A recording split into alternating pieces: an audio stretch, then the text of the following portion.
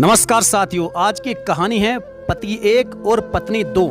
साथियों, सुनने में यह कोई चुटकुला लग सकता है या फिर कोई फिल्मी कहानी, लेकिन यह बात उतनी ही सच है जितनी धूप, हवा, रोशनी और पानी। एक शादीशुदा आदमी किसी गांव देहात सुदूर कस्बे का नहीं, बल्कि देश की राजधानी से सटे हुए गुरुग्राम का रहने वाला, जो कि पेशे से सॉफ्टवेयर इंजीनियर और जिसकी एक पत्नी और एक छोटा बच्चा है। उस सफल पेशेवर शख्स ने पहले तो अपने माता पिता की मर्जी से अपनी जाति, अपने धर्म में शादी की। 2 साल पत्नी को अपने पास रखा, बच्चा पैदा किया और फिर उसे घर वापस भेज दिया। इसके बाद अपने ही दफ्तर में काम करने वाली एक और मॉडर्न नौकरी पेशा लड़की के साथ लिव इन रिलेशनशिप में रहना शुरू कर दिया। पत्नी को जब इस बात का पता चला तो उसने पहले तो बहुत हंगामा किया और फिर कोर्ट में पहुंच गई, लेकिन बात सिर्फ मुकदमे और फैसले तक पहुंचती इससे पहले ही कोर्ट के बाहर समझौता हो गया। काउंसलर ने महिला की काउंसलिंग की और समझाया कि कोर्ट कचहरी के चक्कर काटने से कोई भी फायदा नहीं है। भरण पोषण के नाम पर मात्र चवन्नी मिलती है, कोई फायदा नहीं होगा।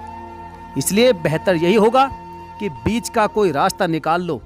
और बीच का रास्ता निकल भी गया, लेकिन वह बीच का रास्ता है क्या? वो ये कि आदमी हफ्ते में 3 दिन एक औरत के साथ गुजारेगा और 3 दिन दूसरी औरत के साथ। संडे के दिन की छुट्टी है, उस दिन वो जो चाहे वह कर सकता है। दोनों ही औरतें इस बात के लिए राजी हो गई और मान गई और खुशी खुशी पति के दिए हुए फ्लैट में अपनी घर गृहस्थी सजा रही हैं।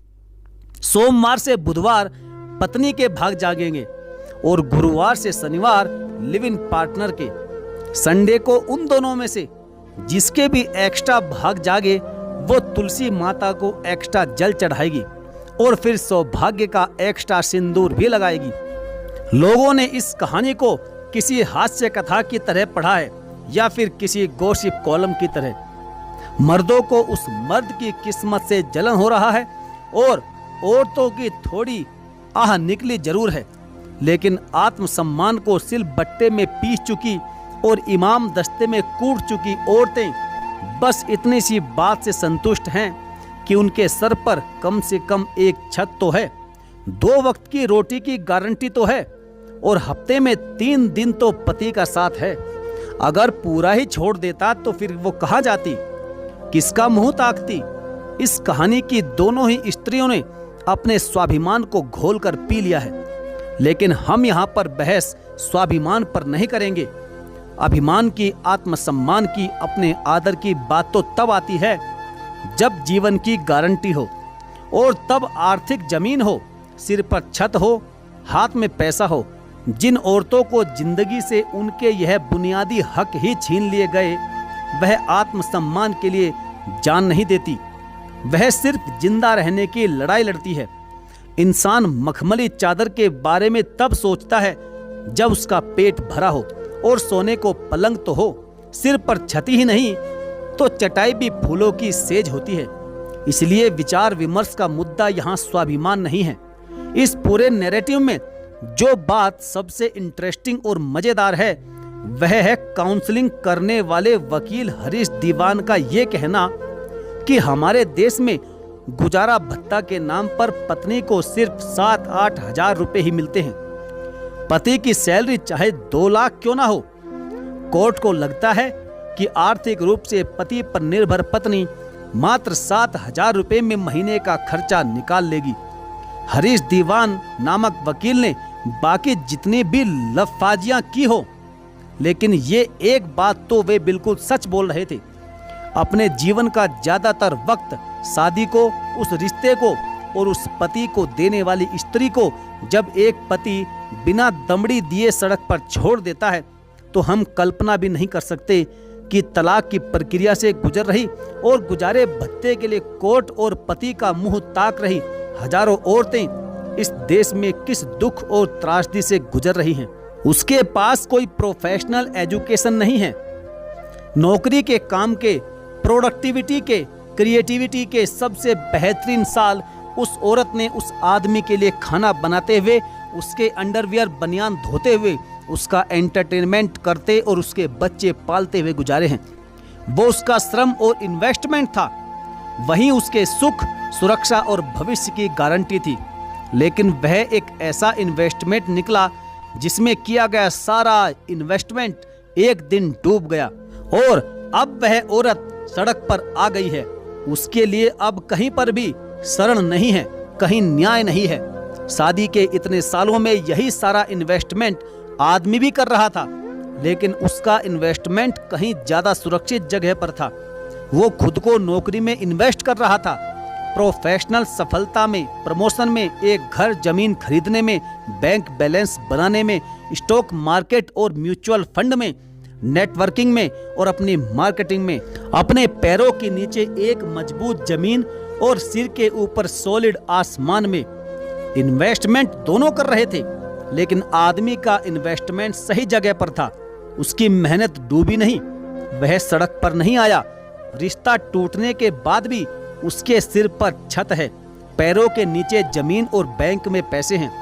वह अपने लिए दूसरी जिंदगी खड़ी कर सकता है, पैसों से सारी सेवाएं सुविधाएं खरीद सकता है। लेकिन औरत आज सड़क पर है। पति, बच्चों और शादी को सबसे सुरक्षित बॉन्ड मानकर अपना सब कुछ उसमें इन्वेस्ट कर देने वाली औरतों का सारा पैसा एक दिन उस औरत की तरह ही डूब सकता है। कोर्ट साफ शब्दों में यह नहीं कहता, oh poor women, it was a bad investment. समाज भी नहीं कहता, परिवार भी नहीं।